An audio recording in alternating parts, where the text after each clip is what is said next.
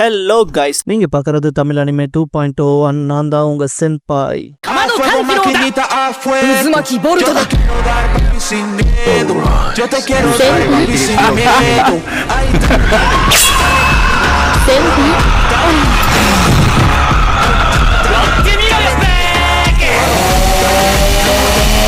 இந்த வீடியோவில் spirit கிரானிக்கல்ஸோட episode 11 பார்க்க போறோம். எடுத்ததும் ரியோ சிலியாவோட மேரேஜ் பத்தி கேட்பான். ஆக்சுவலா கிங்டம் ஆஃப் ப்ராக்சியா கூட ஒரு அரசு பிரிவு போர் நடந்திருக்கும். அதால ராயல் ஃபேமிலியை தன்னோட பவர் அளந்த போல நின்று இருப்பாங்க.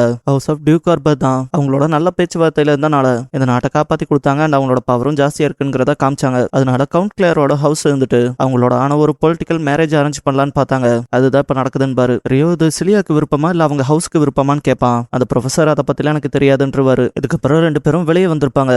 அடுத்து என்ன பண்றதா இருக்க ஹருட்டோன்னு கேப்பா. அவன் நான் முதல்ல ப்ரொஃபசர் சிலியா கிட்ட இன் பர்சனா பேசணும். அப்பதான் அவங்களுக்கு இது விருப்பமா இல்லையான்னு தெரிஞ்சுக்க முடியும். ஆனா அவங்க கோட்டைக்குள்ள இருக்காங்களே, இங்க இருக்க டிஃபென்ஸை விட அங்க பயங்கரமா இருக்கும். அதெல்லாம் தாண்டி எப்படி உள்ள போறதுங்கிறப்ப ஆயிஷியா நான் என்னோட ஸ்பிரிட் ஃபார்முக்கு மாறி உள்ள வேணா இன்வெஸ்டிகேட் பண்ணிட்டு வரேன்பா. அவன் மாணவ டிடெக்ட் பண்ற மாதிரி ஏதாவது பேரியர் இருந்தா என்ன பண்றதுன்னு கேட்பான். அவ அப்படி ஒரு பேரியர் இருந்தா அதை என்னால பார்த்தே தெரிஞ்சுக்க முடியும்ட்டு இதை நான் பாத்துக்கிறேன் கிளம்புவா. அவன் சிலியா உனக்கு எப்படி இருப்பாங்கன்னு தெரியுமாங்க போது அதெல்லாம் தெரியும் பாத்துக்கிறேன் கிளம்பி இருப்பா. இந்த இடத்துல சில்வர் பிரைடுங்கிற இந்த எபிசோடோட டைட்டில் போடுறாங்க. சிலியாவோட அப்பா வந்துட்டு அவகிட்ட சாரி கேட்பான். உனக்கு மேரேஜ் ஆக போகுது, இந்த டைம்ல பெரிய அளவுல உன் கூட இருக்க முடியலையேன்னு. சிலியா உங்களுக்கு பாத்துக்க எவ்வளவு அபிஷியல் மேட்டர்ஸ் இருக்கும், இதெல்லாம் ஒரு பிரச்சனையான்பா. சார்ல்ஸ் எதுக்கும் கவலைப்பட்டுக்காதீங்க. இப்ப டியூக் ஆர்பர் ஹவுஸும் கவுண்ட் கிளியரும் ஒரு குடும்பமா ஆக போகுது. அண்ணா இப்ப உங்களை அப்பானே கூப்பிட்டுக்கலாம்ல, ஏன்னா இப்ப நம்ம ஒரே குடும்பம். அந்த இப்ப செக்யூரிட்டில ஓகே தானே, டைட்டா தானே இருக்கு. ஏன்னா என் பொண்ணு விஷயம் வந்தா எனக்கு அவளோட சேஃப்டி தான் அப்பாவா முக்கியமா படுதுன்னு பாரு. சார்ல்ஸ் கிங்டம்ல இருக்க ஃபைனஸ்டான சோல்ஜர்ஸ் ஃபுல்லா இங்கதான் இறக்கி வச்சிருக்கேன்பா. சிலியா அவங்க அப்பாக்கு தேங்க்ஸ் சொல்லுவா. அவன் மேல கன்சர்னா இருக்கு. சார்ல்ஸ் எங்களை பத்தி கவலைப்படுறத விட நீங்க உங்க மேலதான் கவலைப்படணும். ஏன்னா உங்க மேல அந்த நம்பிக்கைகள் அவநம்பிக்கைகளா மாறிட்டு வருது. ஏதோ நீங்களும் உங்களோட ஃப்ரெண்டும் டியூக்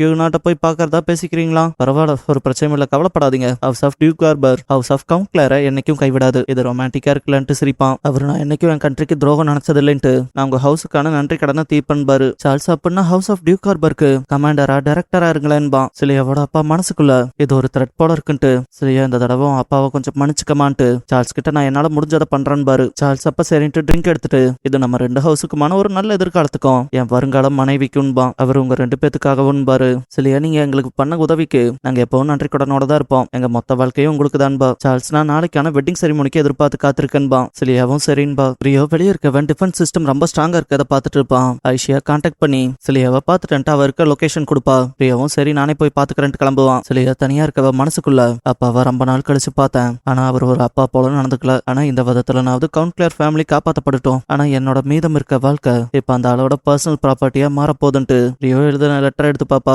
இப்போதைக்கு எனக்கு இருக்க வருத்தம் எல்லாம் அவனை கடைசியா இன்னொரு முறை பார்க்காம போனதுதான் நினைப்பா. எனக்கு அவன் மேல இருக்க ஃபீலிங்ஸ் மாறவே இல்லைன்ட்டு ரியோவோட நினப்புக்கான அந்த லெட்டரையும் மெரிச்சிடலான்னு பாப்பா. பார்த்தா ரியோவே இங்க வந்திருப்பான். சிலியா ஒன்னும் புரியாம அந்த லெட்டரை மறைச்சிட்டு நிப்பா. யார் அதுன்ட்டு அவன் நான் தான் ரியோன்பா. ஹேர் கலர் ஒயிட்டா இருக்குல்ல, அதனால அதை கருப்பா மாத்திட்டு பார்த்து ரொம்ப நாள் இருக்கும்லன்பா. அவன் நீ நிஜமாலுமே ரியோ தானங்கவன்? ஆமா, பண்ணி கொடுத்த சத்தியத்தை காப்பாத்தணும்ல, 4 வருஷம் கடந்திருந்தாலும் வந்துட்டேன்பா. அவர் ரியோ வாண்ட்டு லெட்டர் கீழே போட்டு போய் கட்டி பிடிச்சிருப்பா. ரியோ நான் சொன்ன பழம் வந்துட்டேன்பா. அவன் நான் காண்றது கனவில்லையே, எப்படியோ ஒன்னு திரும்ப பாத்துட்டேன்பா. ரியோ என்ன மிஸ் பண்ணீங்களா ப்ரொஃபசர்ன்பா. அவளோ ஆமான்ட்டு முதல்ல விட ரொம்ப ஹைட் ஆயிட்டேன்பா. ரியோ உங்ககிட்ட கொஞ்சமா தான் மாற்றம் தெரியுதுன்பா. சிலியா எனக்கு ஒரு பொண்ணுக்கு தேவையான மாற்றம் நடந்திருக்குல்லன்பா. ரியோ நீங்க எப்பவுமே அழகாதான் இருந்திருக்கீங்க, இப்ப பார்க்க இன்னும் லவ்லியா இருக்கீங்கன்பா. என்னடா அசால்ட் அப்படி பேசுறேன்ட்டு அடிப்பா. நீ நல்லா ஸ்ட்ராங்கா வாழ்ந்திருக்கேன்னு சொல்லி அப்ரிஷியேட் பண்ணுவா. ரியோ தேங்க்யூ சொல்லவும் சிலியா பரவாயில்ல சேஃபா திரும்ப வந்தே, உள்ளவருக்கு கஷ்டமா இருந்திருக்குமே பதுங்கி வந்தியான்னு கேப்பா. ரியோ சிரிச்சுட்டே ஆமான்பா. டக்குனு யாகுமா ரீஜியன் போகணும்னு சொன்னையே, போயிட்டு வந்தையா, எப்படி இருந்துச்சு எக்ஸ்பீரியன்ஸ்ன்பா. ரியோ நிறைய நடந்திருக்கு ஒவ்வொன்னா சொல்றான்பா. சிலியா இரு டீ குடிச்சிட்டே பேசலான்பா. ரியோ இது எனக்கு பழசுதான் ஞாபகப்படுத்துது, நம்ம ரெண்டு பேரும் சேர்ந்து நிறைய டீ குடிச்சிருப்போம்லன்பா. சிலியா இப்பெல்லாம் நான் தனியா தான் டீ குடிக்கிறேன். ரியோ நீங்க சார்ல்ஸ் தான் கல்யாணம் பண்ணிக்கிறதா இருக்கீங்களான்னு கேட்பான். அவளும் தயங்கி ஆமான்பா. ரியோ தான் நான் கேட்கறேன்னு தப்பா நினைச்சுக்காதீங்க, அவனை விரும்பி தான் கட்டிக்க போறீங்களான்பா. அவ ஷாக் ஆகி திரும்பவும் அவன் உங்களோட கல்யாணம் நாளைக்கு ஆமேன்பா. அவ நான் அவனை கட்டிக்க ஒத்துக்கிட்டேன்னு கேட்டா.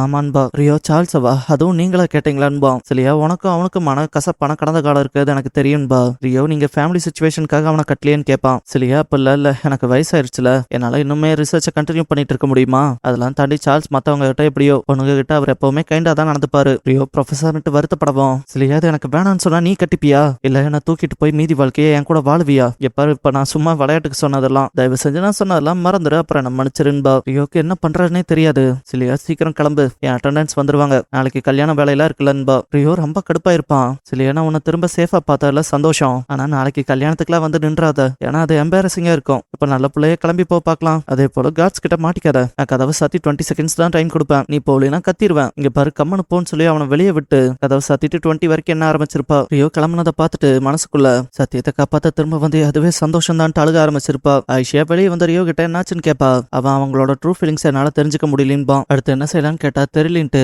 இந்த மேரேஜ் பத்தி இன்னும் டீப்பா தெரிஞ்சுக்க விரும்புறேன்பா. ஐஷியா அதுக்கு நான் உதவுறேன்பா. Rio sorry கேப்பான். ஐஷியா எதுக்குன்பா. அவன் எப்ப பார்த்தாலும் உன்னோட உதவியே சார்ந்தே இருக்கேன்லன்பா. அவன் உனக்கு உதவருக்கு தான் இருக்கன்பா. ரியோ சிரிச்சுட்டே தேங்க்யூ சொல்லுவான். அடுத்த நாள் செரிமனிக்கான வேலை பயங்கரமா போகும். ரைஸ் வந்திருப்பான். சார்ல்ஸ் அவனை பார்த்ததும் முன்கூட்டியே சொல்லியிருந்தா பயங்கரமான வரவேற்பு கொடுத்திருப்பானேன்பா. ரைஸ் ஆல்ரெடி 2 நாட்டுக்கு மேடையில பீஸ் போயிட்டு இருந்தாலும் கொஞ்சம் ஆகாத அரசல் பொருசலான பேச்சு இருக்கு. அந்த விதத்துல நீங்க என் கூட ரொம்ப க்ளோஸா பழகுனா இதனால உங்க மேல அவநம்பிக்கை ஜாஸ்தி ஆகுன்பா. சார்ல்ஸ் அப்ப சரி கல்யாணம் முடிஞ்சதுக்கு அப்புறம் வீட்டுக்கு வாங்கன்பா. ரைஸ் இன்னைக்கு நீங்க கட்டிக்கிட்ட பொண்ணோட முதல் ராத்திரியில இருக்க போறீங்க. நான் அப்புறம் இது வந்து பாத்துக்கிறேன்பா. சார்ல்ஸ் வைக்கப்பட்டுட்டு நீங்க பெரிய மனுஷனா எல்லாத்தையும் பார்த்துதான் பண்றீங்கன்பா. ரைஸ் இந்த இடத்துல ஏதோ பவர்ஃபுல்லான ஸ்பிரிட்ட சென்ஸ் பண்ணிருப்பான். சார்ல்ஸ் ஏதாவது பிரச்சனையான்னு கேட்பான். ரைஸ் அதெல்லாம் ஒண்ணும் இல்ல, நான் போய் ஹால்ல வெயிட் பண்றேன்பா. அதுக்கு யாராவது தாட்டி விடுறேன்ட்டு அந்த பக்கம் போய் சார்ல்ஸ் கார்டை கூப்பிடுவான். ரைஸ் அந்த ஸ்பிரிட் மறைஞ்சதையும் சென்ஸ் பண்ணுவான். இதுக்கப்புறம் சிலியாவை காமிக்கும் போது அவளை பர்ஃபெக்டான ஒரு பிரைடா மாத்திருப்பாங்க. அவ மனசுக்குள்ள இப்ப நான் எனக்குன்னு எந்த உணர்ச்சியுமே இல்லாத ஒரு பொம்மை போல இருக்கணும்னு நினைப்பா. சார்ல்ஸ் பார்க்க வந்துட்டு அவகிட்ட ரொம்ப சிம் பண்ணுவான். பின்னாலே சில பெண்களை கூட்டிட்டு வந்திருப்பான். இவங்களோட நல்ல ஃப்ரெண்டா பழகு,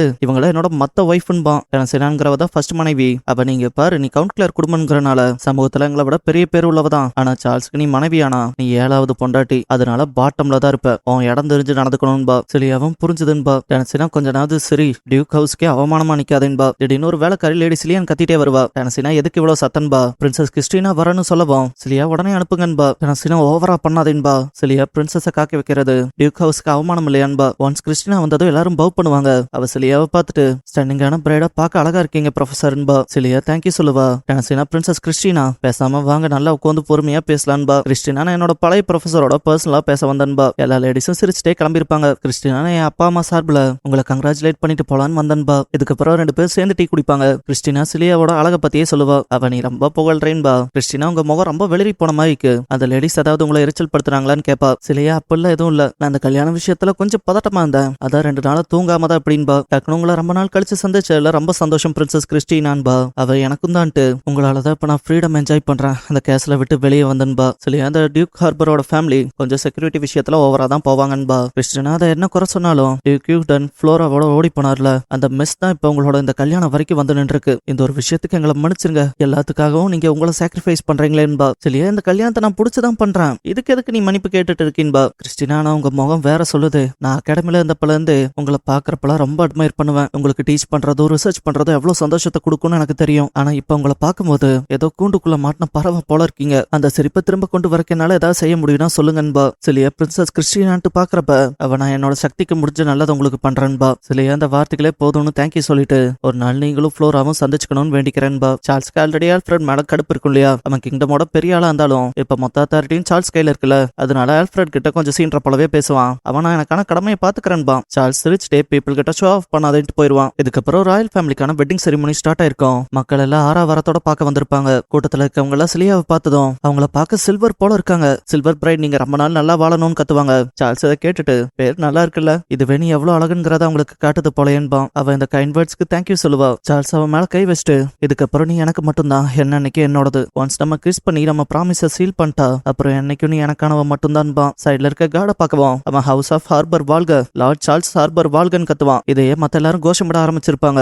சார்ல்ஸ் இன்னைக்கு எப்படி நீ எனக்கு மனைவியாக போறியோ அதே போல இந்த நாடு என்னதாக போகுதுன்பான். அந்த பக்கம் ஹால்ல எல்லாரும் அவங்க வரக்காக காத்துட்டு இருப்பாங்க. கிரௌட்ல தான் ரியோ இருப்பான். ஆஷியா அவங்க கிட்ட வந்துட்டு இருக்காங்கன்பா. ரியோ அப்படியான்ட்டு பாத்துட்டு இருக்கப்ப ஆஷியா நல்லா காமா இருக்கே பரவாயில்லன்பா. அவன் இதுக்கு உனக்கு தான் தேங்க்ஸ் சொல்லணும்பா. ஆஷியா நான் ஜஸ்ட் இன்வெஸ்டிகேட் தானே பண்ணன்பா. ரியோ நீ சொன்ன விஷயம் மட்டும் எனக்கு தெரியாம போயிருந்தா நான் என்ன செய்யணுங்கிற முடிவுக்கு வந்திருக்கவே மாட்டேனேன்பா. சிலியாவை எல்லாரும் சில்வர் பிரைட் வாழ்கன்னு சொல்லும் போது அவ கை காட்டிட்டே வருவா. ஐஷியா மனசுக்குள்ள பேசுவா. அவளும் யாருன்னு கேப்பா. அவளை அறிமுகப்படுத்திட்டு ஹருட்டோ இல்ல ரியோ தான் உங்க கூட இப்படி பேச சொன்னான்ட்டு உங்களோட ரைட் சைட் பாருங்கன்பா. சிலியா ரியோவை பார்த்ததும் இவன் இந்த கோலத்துல பார்க்க கூட இருந்தானே அவனை வர வேணாம்னு சொன்னான்ட்டு அழுக ஆரம்பிச்சிருவா. சார்ல்ஸ் அச்சோ என்னாச்சுன்ட்டு பாப்பான். சிலியா பல எமோஷன்ஸ் மனசுக்குள்ள வந்து போதான் அதான் அழுதுட்டன்பா. சார்ல்ஸ் எனக்காக ஆனந்த கண்ணீரா விட்டுன்ட்டு பரவாயில்ல சந்தோஷம் தான், இருந்தாலும் இப்படி சாதாரண மக்கள் முன்னால அழுகாத, நமக்குன்னு ஒரு டிக்னிட்டி இருக்குல்லன்பா. அவளும் சரி ரியோ இருக்க பக்கம் பாப்பா. ஆனா அவங்க இருக்க மாட்டான். டக்குனு மனசுக்குள்ள ஐஷியா இருக்கியா ரியோ எங்க போனான்னு சொல்றேன்ட்டு ஒரு வேளை இது என்னோட ஃபேண்டசி கனவான்னு நினைப்பா. ஒன்ஸ் ஹால் கிட்ட போனதும் சார்ல்ஸ் லியா எந்திரிக்க சொல்லி கை நீட்டுவான். அவ மனசுக்குள்ள நான் ஒரு பொம்மைட்டு எந்திரிக்கலான்னு போவா. திடீர்னு பார்த்தா கார்ட்ஸ் கடையில அடே நில்றா, இங்க ஒரு இன்ட்ரூடர் வந்துட்டான்ட்டு சலசலப்பு இருக்கும். பார்த்தா வரது ரியோவா இருக்கும். இதோட இந்த எபிசோட் முடிஞ்சது. நம்ம வீடியோக்கு எப்பவும் போல ஒரு லைக் போட மறந்துடாதீங்க.